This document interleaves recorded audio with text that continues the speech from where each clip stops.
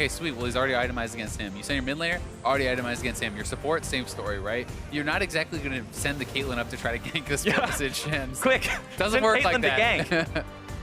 Not usually the plan of action here as we're into bans for game number 2. Counter Logic Gaming going to be taking Malzahar and Rengar off the board, while FlyQuest will remove Shen, Aurelion Sol, and Caitlyn. So they go with the Huhi special and then make sure that Darshan is not going to be playing that Shen again. They keep the Caitlyn off the table as well. Yeah, and I think these are all strong bans for FlyQuest as far as first rotation on the red side. You get 2 picks, obviously. So these are things that they're very willing to pick pretty early in a draft.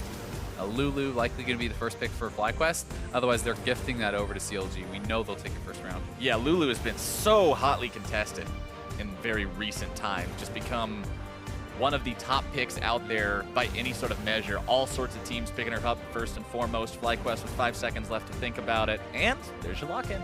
Yeah, they're just going to be thinking forward in the draft. You know, what will we do based on the next picks that could be coming through? You always want to use that time to think it out. But Lulu just has such a ridiculous amount of utility. That is what is so powerful about her to me. You have the speed ups as well as the attack speed increase. Plus, you know, against assassins and people who really are reliant on getting off these fast combos, you can just polymorph them. You take that out. She has slow, she has shield, she has everything. CLG going to go ahead and respond to that by grabbing the Vladimir as the first pick. We've seen this pick do pretty well. We've seen this pick do pretty poorly recently. Just kind of depends on everything else, all the situations surrounding it.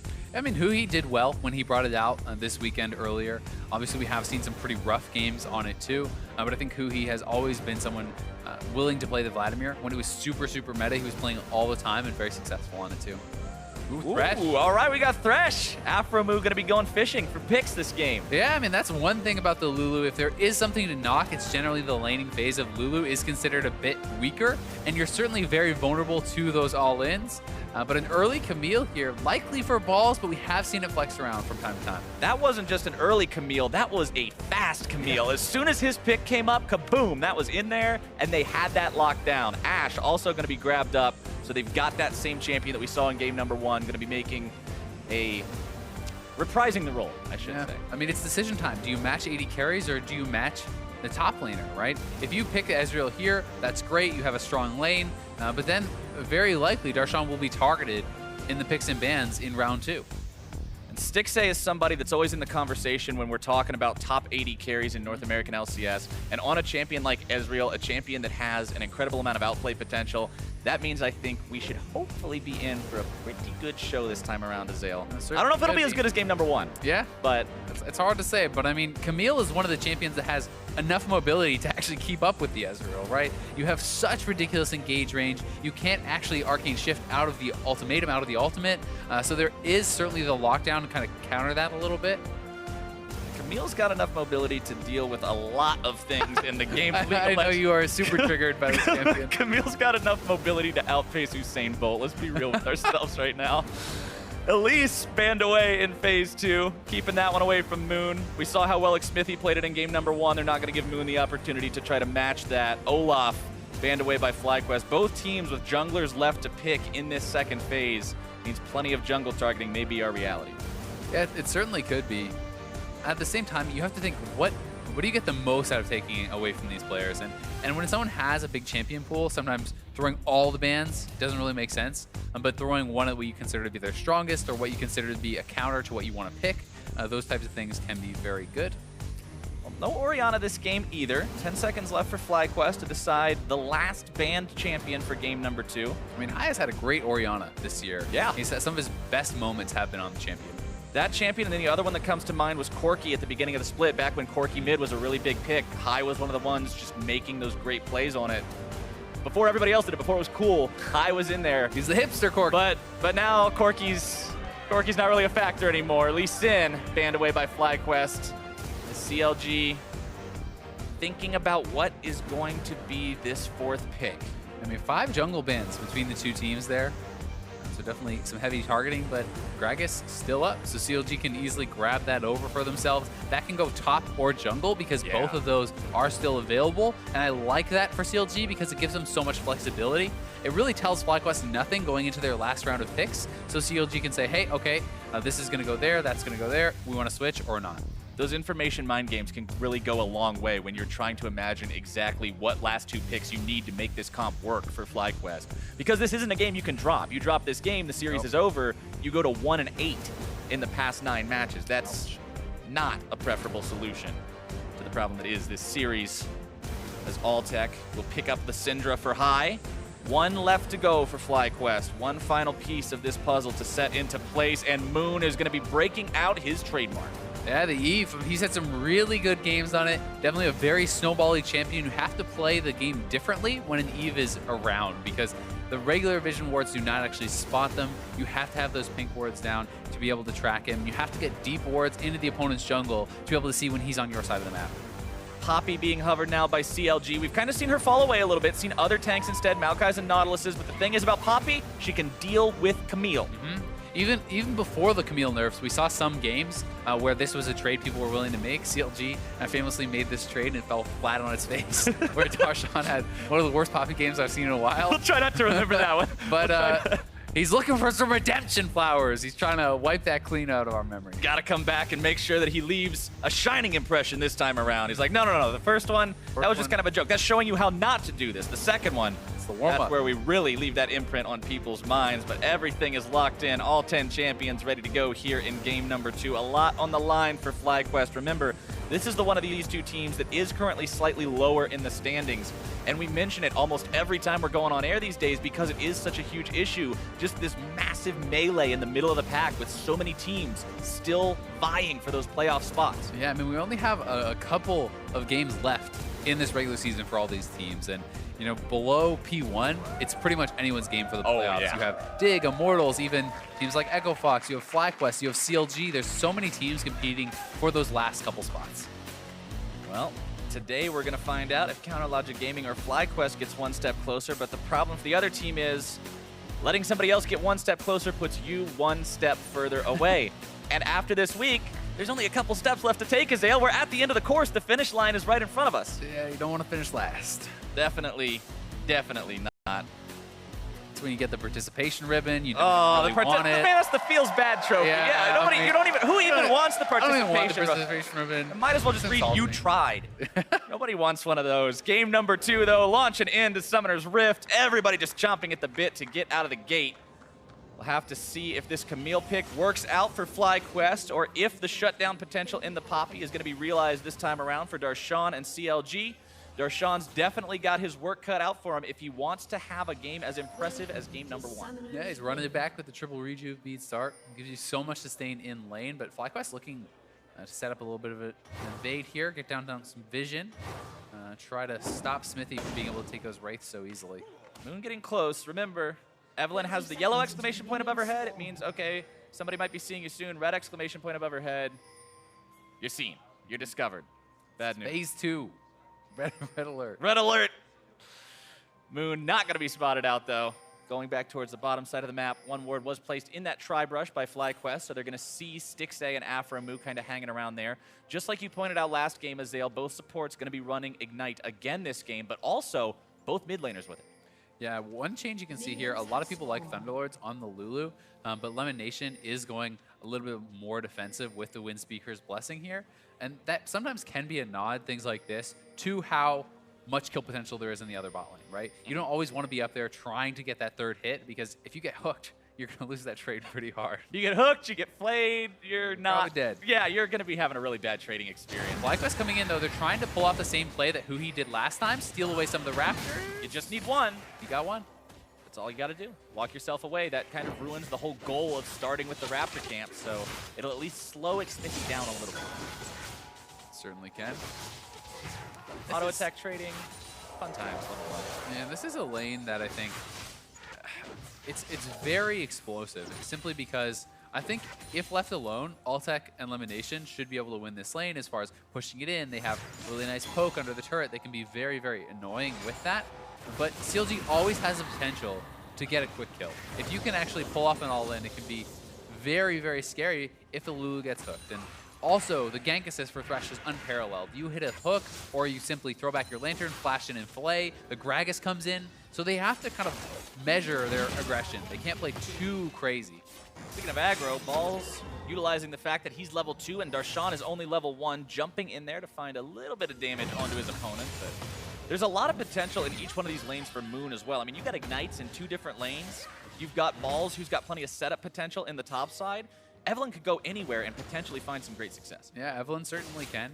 One thing to keep in mind is if you're pushing in, then you have to either pull off a dive or look somewhere else. And one of the lanes where he could certainly look is mid lane. You know, with the Syndra. Syndra obviously extremely powerful in those early game burst combos that you can pull off, and Eve could definitely go there. Just gotta always remember about that Sanguine pool though. That's the one thing that's gotta be outplayed to find that gank success. And Huhi will be looking to utilize that the most effective way he can. And one thing that it has been set up here is since they bounce the wave into the turret, FlyQuest is going to have CLG's wave pushing back towards them. This is going to put Aphro and Stixxay in a pretty exposed spot. So we'll see if Xmithie actually tracks this and looks for a counter gank, and if Moon tries to come down and look for the gank, because I think that is going to be where he ends up on this path. And basically what Altec and Lemonnation have to do is trim the wave enough so that it can't crash to the turret. Just a quick blip on He the radar. Get pinged out.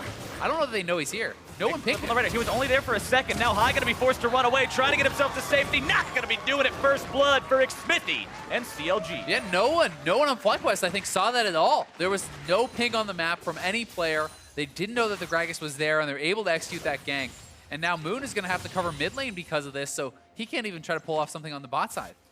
Now you guys know when you're overextended in lane and your teammates tell you to buy wards, you can just say that it didn't work for FlyQuest. Why should I have to do it? Moon now holding mid lane. A little bit of a replay of how Xmithie got in here. And we'll see. I think he just shows up for the slightest amount of time. It's almost impossible to spot that. But they're able to take advantage. They're able to grow aggressive. Once Huhi has blown his flash, there's almost no avoiding the body slam flash. Nothing he can really do in that situation. And getting that early kill for Huhi, very important, because if Vladimir gets ahead, he can be so oppressive. Of course, the kill credit did go over to Xmithie, but Huhi still grabbing assist money, 200 extra gold in the pocket on the Vladimir. And Vladimir is one of those champions where after he can actually itemize defensively. He can itemize a Spirit Visage. It can be very effective. And then Syndra is just like, well, I'd love to burst somebody, but it can't be him. Yeah, Visage, even Abyssal is great. We've seen Huhi go for things like Merc Shreds in a lot of these matchups. Huhi already roaming down here, though. They're looking for a very early dive. This could be risky. Huhi has no ult. Keep that in mind. Aphromoo going to be taken low. Tries to go for the death sentence. Only finds it onto a minion. Lemonnation barely getting himself away. Stixxay, now the lone man standing underneath the tier 1 turret. Huhi didn't even need the ulti to make that one work. Yeah, whoa, TP back in. Moon is already waiting for this. This is going to be bad for Darshan. We'll see if he can escape. This could be bad news, Bears, but here we go. 1v2 for CLG's top laner. Steadfast Presence trying to walk himself away, but it's not going to be looking to do a whole lot. A little bit more damage, and Balls cuts him down. Nicely played there by Moon. He waits for the TP back. The lane is pushing, so it will be frozen on Darshan. That prompts the TP. Moon lies in wait, gets the kill. But here's the dive again on the bot side, and like Aphro said, whether Huhi is behind or not, he's always looking for kills. And this hook, hitting that minion, is so key. That could have been the trade kill on Lemonnation. But FlyQuest making things happen on both sides of the map. So Darshan bases, and as I said, the waves stacked up so that Balls will freeze this if you don't TP back. So he TPs back, but there's no jungle protection. And Moon has anticipated this and is already in place, able to grab an easy kill. Yeah, that was a great read by Moon, and that's so much of what playing Evelynn is, right? You have to be able to read the map, know where to be at the right time. It's not a champion that excels in 2v2s or things where you can just get bursted down. It's a champ that's about abusing your opponent's weak spots. And getting the difference in getting a kill when someone has TP versus killing them as they TP back is so big, because you're able to easily crash the wave, you deny the CS, you deny the experience, and it means once again the wave resets and will push towards your opponent, so you're very easily re-ganked again. Game is still dead even though. 10.4 to 10.4 thousand gold. Sheen purchased on Balls. And remember, for those of you who may not be aware, Precision Protocol, the true damage on Balls' Q for Camille, it's going to convert the Spellblade Moon proc is from 6 though, looking for a repeat dive here again. We'll see if they can pull it off. Lemonnation gets the aggro. Going for it, ulti onto 2. Aphromoo going to be targeted, more damage coming in. Now they've managed to get themselves the kill while getting Lemon away yet again. Huhi going for the 1v1 against Huhi, drops the Hemo Plague. That'll heal him back up here in just a second. power transfusion also going to be ready in just a moment to get that Crimson Rush, bring himself back to up to even greater health, and he'll walk away just fine. FlyQuest has been putting so much pressure on this bot side and really making a good job of it. Not only are they going to get the kills, but this is the big payoff. All that pressure they have gotten is going to net them the first turret. We'll see if they give it over all to Altec, and they do. So now that AShe is going to be funneled so much gold here. So important to get him as ahead as you can, as fast as you can. I mean, just look at the gold balloon, right? That is the payoff that they've been working towards. Chipping down those turrets is sometimes the unseen advantage that teams have been working towards. 1,000 gold is the lead right now for Altec over his lane opponent. And like we talked about last game, these crit builds take a little bit of time to come online. Ezreal's not going to take quite that long because he doesn't go for a traditional AD carry build. I mean, he's not going for lethality, but a Mana Moon and a Trinity Force is still faster than 3 crit items. So Altec more than happy to have that little bit of a boost, catching up and getting all that money where it needs to be. Yeah, and especially knocking down that first turret. Now Huhi has to be that much more careful because you can easily make the bot lane rotation to mid. You can look for picks with your AShe arrow. You can kind of go anywhere. Huhi, though. Huhi just walking right into the brush, finding the Tides of Blood onto 2. Aphromoo putting himself in a spot where he might be in some danger. Altec wanted to make this kill happen with the Focus Fire. More damage going to be poured in there, but the Blast Cone gets Aphromoo away to safety. Huhi could be in trouble here. Trying to back away from this one. High, trying to find some damage onto Xmithie or Huhi, but Huhi's already popped the Sanguine Pool. The Ignite comes down. Moon's chasing them down. The Hate Spike. One more proc will do it, but Huhi, a flash of his own, getting him away to safety. Xmithie still waiting over the wall. Moon will not chase this further. So close there to Huhi going down. I think he actually ran out of mana. I mean, he has the blue buff now, so he has regen, but it seemed like he had his ultimate available, so I can only imagine it was there. Otherwise, should have been able to pick up that kill. The FlyQuest pressing, and they're looking very strong in this game too so far. And that's what they needed to do. Game number 1 was shaky. Game number 1, they weren't able to get off to those crazy playmaking victories that FlyQuest depends on to win. Oh, Game Huhi. number 2, they're finding the pick onto Huhi, and Lemonnation, the one grabbing the kill credit, even though High shoots off the ulti. Yeah, Huhi stepping a little bit too far forward there. Doesn't have any MR. Wanted to stay around to pick up the wave. Gets punished. And honestly, FlyQuest have leads in every lane at this point. It's going to be down to CLG's team play. Yeah, FlyQuest is making this game their own here in game number 2. They want to take this to a third one, bring this series full circle, make it all happen. Infernal Drake the first one, so that's going to be highly valuable, and there's Huhi gets caught. And Huhi kind of got baited by that empowered Q. He thought if he could get that off, he would survive and be able to stay around and pick up the rest of the farm, but instead, nice stun comes out from High, anticipating that. It's a good Drake pickup for CLG. That's something that'll help staunch this bleeding a little bit because FlyQuest is 3,000 gold ahead at 10 minutes. One thing, though, to kind of measure your expectations with this Infernal is that really, when you look across the board, who's building AD and AP? It's not really your jungler heavily. It's not your top laner. So it's pretty much just Huhi and Stixxay. And honestly, Stixxay is not really building much of anything. He's got a tier and a sheen. And I mean, if you look at Ezreal's build path, he builds like more attack speed. There's obviously a lot of attack speed in the Blade of Rune King, in the Triforce, and all these sorts of things. So you don't always have massive amounts of AD, so you don't always get as much out of the Infernal as you want with a comp like this. Right, also considering that you've got more of a tanky, bruisery style jungler as opposed to a damage-heavy one like what you're looking at on the side of FlyQuest. Yeah. Not a lot of payoff there either. Yep, certainly so, but that's the trade. That is why you pick Poppy into Camille, and you can knock him up, stun him into the wall if he tries to jump onto you, but High roaming up, Darshan doesn't have any MR. High finds him, but a good flash away by Darshan barely gets him out of the range of the stun. So High's rotation blows that summoner spell, but will not be able to find anything additional. But High has been everywhere. He roams down level 5, gets killed bot, roaming up top, forcing a flash. He's up in CS despite getting ganked and first blooded. High has been having a very solid game. And this kind of goes back to what we heard High talk about right before the game. We don't care about winning this because of the standings. That's not really even our concern. We want to win this so we can get our heads back in the right place for this final week and be in a good spot trying to head into playoffs. Obviously, they aren't too shaken from the game number 1 results. This is right where FlyQuest need to be here for game number 2. Sitting still 3,000 gold in the lead, still rotating everybody around the map, making plays, trying to build this fast. I think they saw Moon there. He wasn't actually in stealth as he walked over that ward.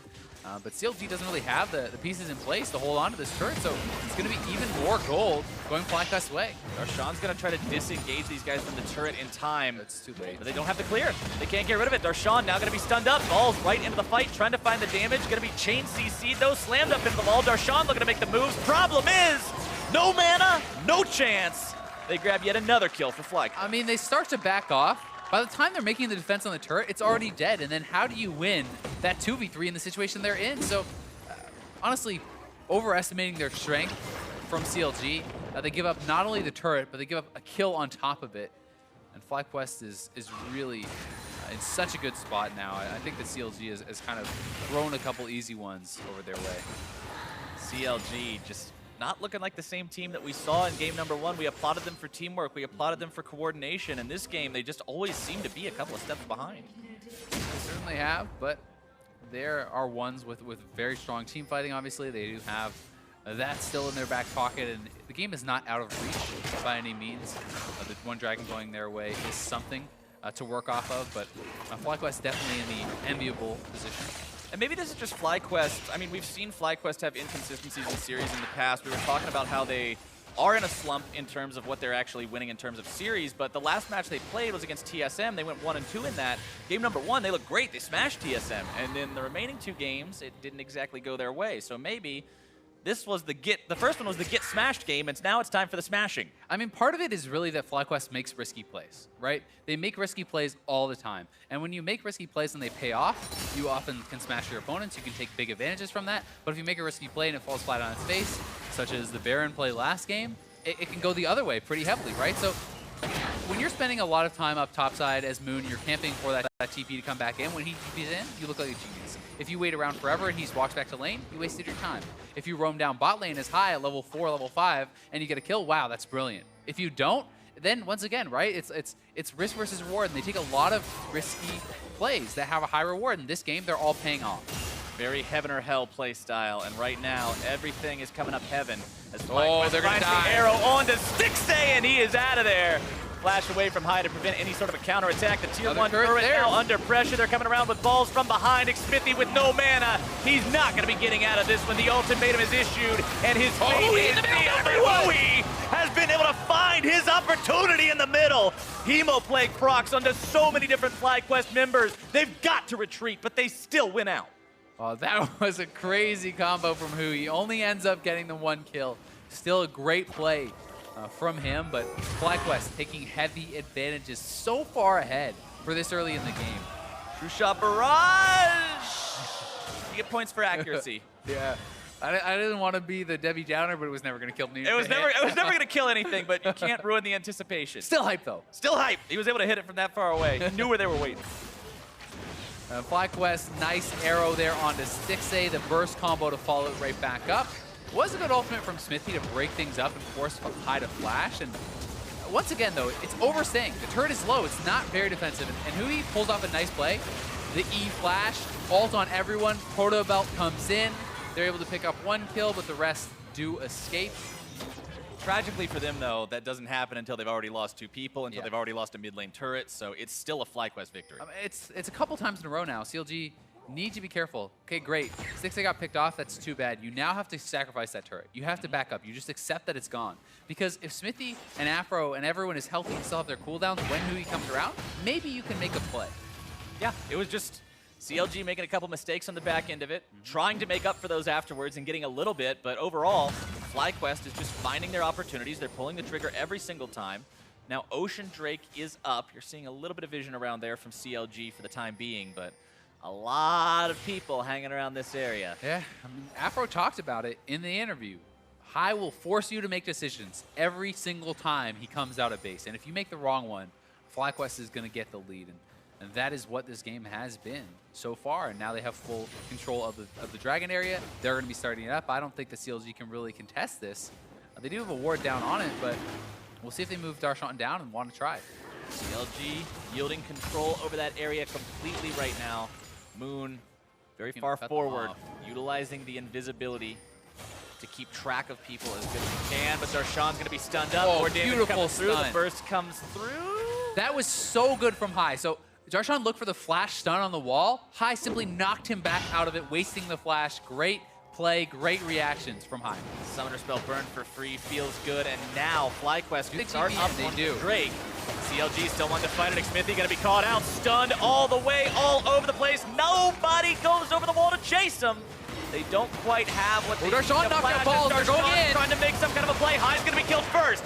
Huhi finding the damage onto Moon, who's going to be taken down. A double kill for the Vlad as Lemonnation runs away with his own wild growth, and CLG have taken the fight and the Drake. They force the play and make it worse. Xmithie barely living was so huge there as he's able to heal back up, come back into the fight, and help them get that dragon. I was thinking for sure somebody from FlyQuest would have a flash to chase after that, but they did not. Xmithie got himself away, CLG got themselves right back in there, and now they're going for the tier 1 here in the mid lane. This will be their first turret of the game. That's such a big move for CLG. When you contest a dragon like that, 5,000 gold behind, and you lose the fight, the game is usually sealed because you fall so far behind. But they're able to make the play work, and so much of this was off of a nice TP play from Darshan, who comes in, he's able to eject balls. Xmithie living here is critical, but it's balls on the bottom side, getting the ejection, that prompts the fight. There goes balls, he's knocked out by Darshan, stun on the wall, hook onto high, also massive. So really plays made on both the top and bottom side. And the playmaking ability is something that is not really counted in the gold. You know, you hit a hook, you take that player out. You hit a stun on Poppy, you can take that player out, and that's what was seen here. Very good results for CLG, feeling like they're right back into the game after that. 3,000 gold still separates the team, though. Still FlyQuest's game for now. But you've got to be rattled a little bit about that one, thinking about those decisions you're going to be making here in the future. High's shot calling, those do or die, we're going to have a really good or really bad result. That one was really bad. But they got to get right back on the right page if they want to find their win here. Trinity Force completed onto the Camille.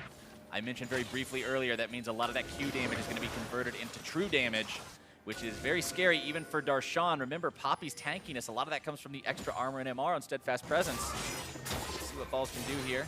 We'll be walking in to clear out the minions, and won't take it any further. One really underrated buy that I love here from Altec is actually the Executioner's Culling there. That's so effective against Vladimir, and too many people, I think, delay it because like, oh, we already have a Morello's, that's fine. But Morello's doesn't actually proc the healing debuff until the player is already pretty low, whereas Executioner's is applied instantly. Gragas also has quite a bit of passive healing there, and you're reducing any lifesteal that eventually comes in from Stixxay. So for 800 gold, that item is ridiculously valuable on a team like this. Huge bargain on that one. Glad to see it up and running this early. Should be very effective at shutting down some of that healing, baiting Huhi into a spot where he might think he's got more survivability than he does. Yeah, I mean, when you get a massive Hemo Plague and you get damage out on everyone, the heal that can come back to Vladimir can be ridiculously big. You can be cutting, 500 plus off a heal like that. High scoops away the blue buff. You're not getting this today. Throws it over the river. He doesn't even steal it away for himself. If He's I supposed can't to be have a it, jerk. you can't either. Nobody gets the blue buff. Yeah. It's like that kid who takes his toy and goes home, This is my ball. Nobody else gets to play. Yeah. Pop your own basketball to spite them. That's the way to do it. That's how you know you're the coolest kid in school. That's definitely the metric by which That's how we measure it. measure coolness.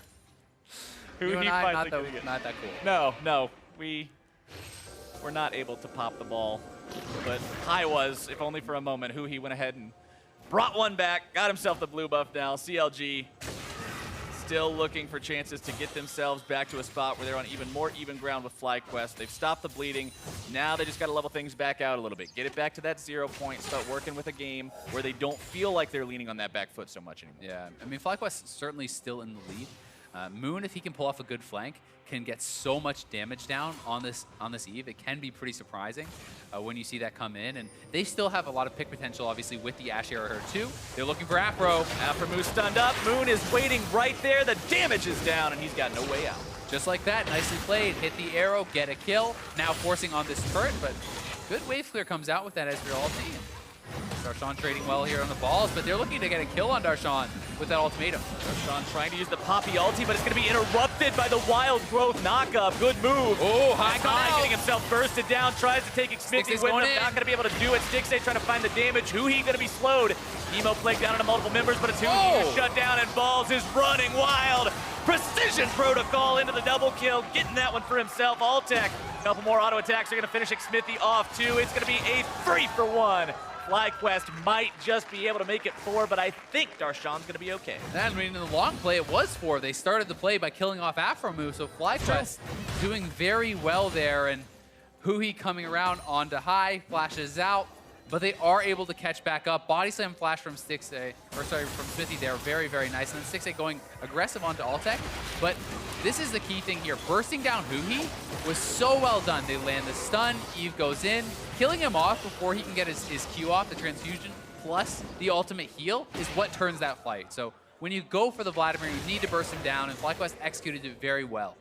FlyQuest showing that, hey, we might have made a mistake, but we are not going to be falling into that kind of a pattern where we start slipping further and further and further, getting themselves right back into that lead they were at earlier, 5,000 gold with 45 seconds till an Infernal Drake spawns. Now they're the ones who've got the momentum this game. Now they're the ones who are feeling confident again. And it's all thanks to what you were talking about, Moon in that position with so much damage on this Eve pick. This is one of the specialties of FlyQuest. This is one of those unusual picks that can result in unusual consequences. I mean, Eve, you have to play around it in a very specific way, because if Eve engages straight into you, it's often very unsuccessful. But if Eve gets behind your team, sets up the proper flank, and can get onto someone like Stixxay, it can be disastrous. You can take someone out extremely quick. And just like the decision-making from FlyQuest, the champion of Eve in general, high risk, high reward. Certainly is. A pick that suits their style, and it has been one that worked pretty well for Moon throughout the season. But with the next Infernal coming up, a lot of the battle for vision is going to be pretty important here. We'll see who can get control of this area, because if CLG gets their second Infernal, that's a pretty big advantage, and even just something that's important to take away. Arrow comes through, finds his way onto Aphromoo. Ball's trying to jump himself into the fight now. Huhi going to be bursted down. Hextech ultimatum issued. He's a pool of blood, but he's not going to be that for long. Dead now, a rampage for Balls. Aphromoo having to run. Stixxay 2. CLG has been forced away. High's looking to find the burst onto Xmithie. Gets the ultimate, but Gragas is a little bit too tanky for that. Balls zoning off Darshan with no problem whatsoever, and FlyQuest are heading to Baron. This is a risky play for them, but with Huhi down, there's not a lot of damage on the team still, besides Stixxay, so this is a play they're willing to make. Darshan TPing back over, though. We'll see if CLG can hold them off. They're looking for the pick right now. They haven't started the play. FlyQuest just baiting it. The blue trinket was placed, and you do get a brief stint of vision when it's placed, even if the control ward is there. So they saw Baron wasn't really doing anything. Stun won't find its way onto Darshan. CLG manages to call the bluff of FlyQuest. They get the TP out, though, and there's the arrow going in. Aphro looks like he's gone. Aphro caught again for CLG. FlyQuest just punishing this positioning over and over. And as one comes up, another goes down. They can move right over to this Infernal now, try to even that out. And I mean, Huhi's making his way down. We'll see if CLG wants to try to challenge here. It would be a 4v5, and if they lose this fight, it'll mean Baron. They've got no support. Huhi trying to put some damage on the right targets. Moon going to be bursted very, very low. High on the backside. He very close to death, but he grabs the kill onto Moon, and Balls is going to be shut down by Stixxay. CLG show up for the 4v5, and they are not stopping yet. Xmithie and Darshan, they want Lemon, they want Altec. Still trying to chase this one down. The slam's not going to find its way into the wall. The cast knocks him backwards. Wild Growth trying to buy as much time as they can, but Altec is now going to find a kill before he drops a 1-for-1 off of this extended chase. But the trade kill taking down the wave clear means CLG will get the bottom lane turret. That is key. But High actually took out Huhi in the mid lane there too.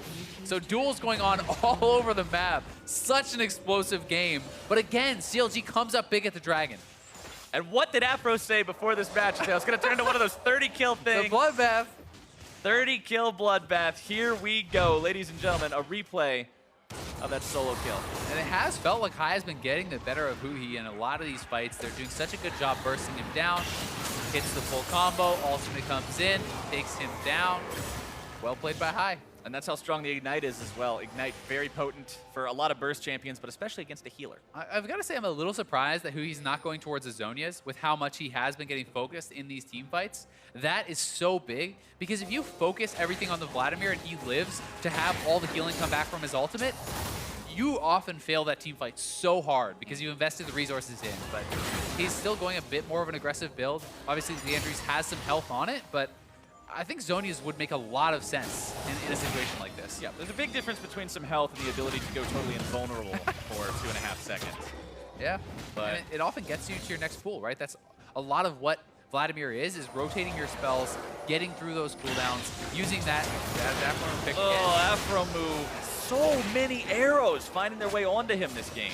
Yeah, Altec deserves a lot of credit, honestly. I feel like he's been hitting every single arrow, and he's been nailing them onto Aphro time and time again. They keep getting these picks, and this mid lane turret is very low. It should be going FlyQuest's way. 3-1 and 8 on the Ashe, having a great time on the pick so far.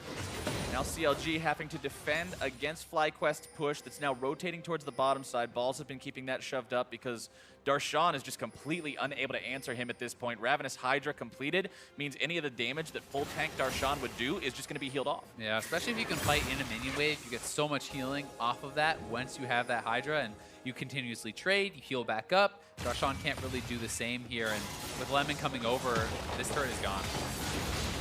Balls and Lemon need just a little bit more damage to get it. They got it. They're good. And they're out of there, maybe. Darshan still trying to chase this one down. He's got Aphro nearby, but I don't really see this turning into a whole lot for them because the remaining 3 members are going to be fighting over there in the mid lane, so it's 2v2 bot side. High, Moon, and Altec just keeping these guys busy as Balls zones them back away bottom. And Darshan tried to hit the pop-up ult there to give his team time to come in, but he missed. Arrow goes out. Ooh, that was close. Not finding the mark, but now big body right here. High's going to be killed immediately. Can CLG make something happen? Xmithie brought low. Focus Fire won't be able to kill him through Redemption. CLG's got a 5v4, but Xmithie is so critically low, they won't be able to chase this further. Oh, big play there from Xmithie coming over the wall. Gets the kill onto FlyQuest mid laner, and I cannot believe how long they've held onto that mid-tier 2 turret. It has like 1 auto of health. They're just not letting it go. They will make the defense for this thing come hell or high water. 125 out of 3,300 HP, but it is still standing as strong as the next spit on it, it'll go down. Just look at it wrong, the thing's gonna fall over, but FlyQuest can't get there. There it is again, and vision control on that side. Xmithie on the pink ward, knows he's not spotted. Nice combo onto High, they take him out, and the redemption is enough to keep all of CLG alive. Baron spitting a couple nasty slime balls onto Lemonnation. It can hurt. Yeah. There you go. It definitely could. That's what we just said. You spit on the turret, you're going to kill it. Baron spits on you, he's going to kill you. And every time a Lemonnation comes in there to try to clear it out, they will aggro the Baron. Huhi clearing away some of these chickens for himself, just getting as much extra CS as he might be able to find. Very close farm across the board this game as Huhi gets himself jumped on by Moon, who just wants to give him a couple of love taps, let him know he's hanging around. Yeah, pop the gunblade, chunk him down a little bit, but I mean, in this case, it's a Vladimir. He's healing back up anyway, so not the biggest of deals. Bork now up and running. You mentioned the Stixxay attack speed build earlier on this game when they got the Infernal Drake the first time, but he's got that up and running now along with the Trinity Force, along with the fully charged Muramana. And admittedly, Bork has more AD on it than before, and obviously there is still quite a bit of AD in this build, but when you're looking at Infernal as an effective dragon for a team like this, it's not as massive as if it is, you know, the EU and things like that. Xmithie trying to get himself away from danger. Ball's going to be underneath the turret. Finally takes it down. Huhi's able to zone away for it, but he's going to pay for it with his life. Redemption keeping Altec going. 2 dead on the side of CLG, 1 dead on the side of FlyQuest. Darshan trying to get in there onto Altec if he can. True shot barrage not going to be hitting the mark. Everybody on FlyQuest is so low. Darshan's going to be grabbing the kill onto High. He's able to grab the kill onto Altec. FlyQuest is being run down. Oh, he hit the key slow. He found the Mystic shot. He needs a few more. Trying to go forward. The Arcane Shift ready to go. Lemonnation trying to run past the Scuttle Crab. The Mystic shot again from max distance. That last one going to be sidestepped. But Stixxay has no intention of letting him get away. Run, little Lulu, run! A killing spree for Stixxay. Stixxay doing so well with his skill shot accuracy, and Darshan coming up big again. He has been huge in the team fights, really making some nice plays. And FlyQuest biting off a little bit more than they can chew. And when you give over a 3rd Infernal, that starts to become pretty problematic. That is 24%, even if it's just on a couple members. That's a big deal. That is a huge amount of extra damage. One more look at the fight here in mid lane. And I think Balls was not expecting to go this deep. He actually ulted as Xmithie was body slamming, so he's really pushed pretty far in there and ends up trading out his life. And Huhi getting a lot of damage down here before he dies is actually very important because Altec is kind of kept out of the fight now. And he's not able to really get as much done as he would like. Darshan, beautiful ultimate knocking up 2, allows them to chase in, and he knows he's going to trade out his life, but he has the GA, so it's very worthwhile, especially with another big dragon coming up. We all saw the Lulu run down by Stixxay. CLG now winning yet another fight. This game is such a tug of war, Azael. Neither side yielding a lot of space for the other. Every time somebody finds a victory, the other side will answer shortly thereafter. We've been stuck in this limbo of a 3,000 to 5,000 gold lead for FlyQuest for about the past, I don't know, what is this, 15 minutes now? They've never really been able to break away from it. It's never been closed back down past that either. Huhi, Sanguine Pool to get himself away from a potential stun from High. Farming up here in this top side. Expect the top side to be the focus. And I think part of the concern for FlyQuest is they've actually been having a good amount of picks coming out from Altec and good flanks from Moon. And they're still not really able to close it out. They're still not really able to deal a death blow here to CLG. And what happens in a fight where you fail that arrow, where you fail the flank and you can't pull it off properly? That's kind of the worry there. Arrows really have been the name of the game. Every single time that you're seeing FlyQuest start some kind of a fight, it's off of that. Quicksilver Sashes, though, will be the answer. Aphromoo even saying, you know what? I've been hit by about 17 of these, and I'm done. It's not every day you see a QSS on Thresh, but there is the engage. Ball's the one who's targeted at the start. Syndra ult onto Xmithie. Moon into the back line. Redemption going to be coming out. Stixxay trying to jump in, find the damage onto the Eve, but it's Huhi who's CC'd. Ball's issuing the Hextech ultimatum, but it's not going to matter. Moon on the side. Moon off to the side still. Ball's going to be tanking, but they are spanking him all the way back to the spawn platform, baby. CLG shuts Balls out of this fight. They shut him down, and now they got the 5v4. Oh, Stixxay looking for Moon here. Not gonna get all right, can't quite chase that one down. No, crazy, but Lemon and High are now in the worst possible place. More kills for Stixxay, a double on that one, and CLG is looking for Baron. That should mean the Baron, and Moon, without the flash in that fight, did not have the confidence to go in on the backline. Even though Balls had them low and he had his ultimate available, he did not go for the play, and CLG gets the fight they want. They're gonna get the Baron, and they are blowing this game wide open. Baron for CLG after this great fight. One more look. And Balls honestly did a great job, and FlyQuest as a whole, I think, frontlining here pretty well. You know, kiting back and forth, getting a lot of damage out.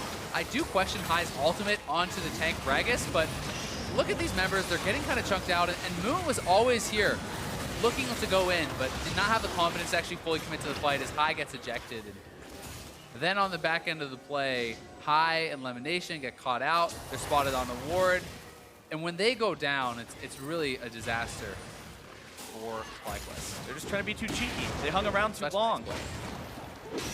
Xmithie with the flash body slam just seals the deal. Yeah, Xmithie has been on point today, honestly. Both games, I think he has been performing very, very well. He doesn't have the flashiest of scorelines, but he's made some very big plays. And now they're looking to hunt down Balls. He's caught out. Tries to jump himself over the wall, getting him away with the hook shot. Wants to slow these guys, but they are not going to allow him to do it today. The death sentence lives up to its name. Stixxay is dominating, and CLG have found themselves another 5 versus 4 opportunity. Yeah, and it's 5 versus 4 with Baron. So they could try to really clean up a lot of gold off the map here. And the gold is already kind of lying to you, because I do think that CLG has a much easier team fight to execute. Lemonnation maybe getting caught out. He's going to get ulted in. Oh, that was a nice alley-oop right into the death sentence. CLG sets up another one. That's what I was going to say before that play happened. Not only is it 5v4, 5v4 with everything that matters up. The ults were ready to go, and they had it. And they're going to start bleeding turrets now. The gold lead is going to be going away pretty quickly with Darshan having the Baron wave already pushed in bot. They're quickly here in the mid lane. And this is a 5v3. Do you even try to defend this inhibitor? Because if you do, you can get dived and the game can end. FlyQuest has pulled off miracles in the past. We'll have to see if they can do it here now as High's going to be jumped on. The burst comes through, the heal is popped off, and it is not enough. The blood flies back to Huhi. They grab another kill for themselves. Lemonnation alive here in 5 seconds, but does it even matter, Azael? The Baroned up minions are here. CLG is in full force. The second inhibitor falling now as they push onto the next. And they have a huge wave. They can keep pushing. They can back off if they feel they're at risk, but I don't think that they are. Moon from behind trying to make some kind of a counterattack right now. Stixxay going to be taken low. Redemption coming out. They get him before it's cast. CLG may have to retreat a little bit here. Wild Growth keeping Moon alive. Altec having to kite backwards. Slammed up into his own nexus. Burned down by Huhi. The killing spree coming off the tides of blood. CLG still looking to end this game. Balls and Moon healthy. Lemonnation trying to support long enough to keep this game going. 10 seconds on high. Nexus turret number 1 down.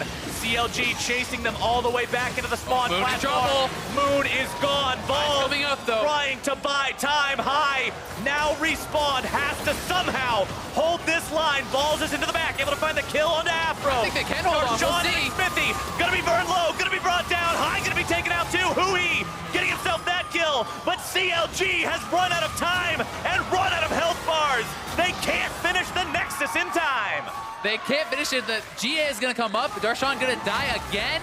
We'll see if he can get out. Doesn't look like it. Elder is now spawning. We'll see who can make the first move, but either way, FlyQuest hold on. Their base is in shambles. I said FlyQuest needed a miracle to hold on here. Can they do it though? The minions are going to kill it! It's gonna kill the Nexus! No! FlyQuest falls at the hands of a Winion! And CLG will 2-0 this series. What an end. I thought they had held them off. But the minions, the 6th man, That they had found to the be Nexus. the most anticlimactic Nexus final hit I have ever seen in my life. Oh, baby. What a game. What a game indeed. CLG will lock this one away 2-0. I can hardly believe it. I thought for sure they held it on to it. I thought they made that final defense, but Aphromoo, the master strategist, was like, you know what? We had that minion in there. That was the whole point. Get him on the Nexus. The numbers he knew all along. It was all right there, and planned or not, CLG end that second game just shy of 38 minutes. Yeah, CLG showing a good series for themselves. Being able to come back from a very strong early game that FlyQuest put up today. I think that they really did perform well in the early stages, but CLG very resilient, able to find fights when it mattered, and able to take down FlyQuest 2-0. And CLG has just been looking so much better in these last few weeks. And that's huge going into playoffs, because we looked at it from High's point of view. We looked at it from FlyQuest's point of view, a team that's been having a rough past few weeks, wanting to find themselves a win before the last regular week of play, before playoffs would come around. But for a team like CLG, who's had a little bit of randomness to their performances, who have had some good weeks and had some bad weeks, going into the very end of the split on a high note could be massive. I mean, these are two teams on the complete opposite ends of the spectrum right now. FlyQuest going to be 1-8 in their last 9, whereas CLG are 7-2 in their last 9. I mean, these teams, their fortunes have completely swapped. FlyQuest were smashing at the start of the year, and now they just can't seem to buy a win. And CLG, it was the opposite. Yeah, CLG had a rough start to the year, and that really wasn't what a lot of people were expecting, considering this was the roster that stuck together. Yeah, everyone else swapped. You think, of course, CLG is going to do well at the same start. 5 guys. Of course, they're going to have the synergy, the unity, the teamwork. Everything's going to be there, and then it wasn't. But now, CLG has found their stride going into the end of this split. They really have, and I think that a strong CLG can be a threat to any team, and it's really interesting how the league has developed. When you look at the start of the year, you think, okay, Cloud9, by far the best team. Then TSM moving up to join them. Then it's, I think, P1 even kind of moving up there, and P1 has been performing so well that people are saying, hey, maybe P1's a threat to these teams. And now CLG, I mean, you have to give respect to the fact that they're 7-2 in their last 9. That's at least 4 legitimate teams that could be a threat to any of the top teams in this league. It feels like no one is safe anymore. And looking at that same point, saying if we're looking back at how things have evolved since the beginning of the league, remember that right up there with Cloud9 and TSM for a few weeks was FlyQuest. Yeah, they were, and their fortunes seemed to change after that FlyQuest C9 match so many weeks ago. You know, the first one's so hyped going into that. FlyQuest loses, but it's a close series, and ever since then, it's just been downhill. Well, for a first-hand account of things that happened today, let's go ahead and hear from Jat, whose side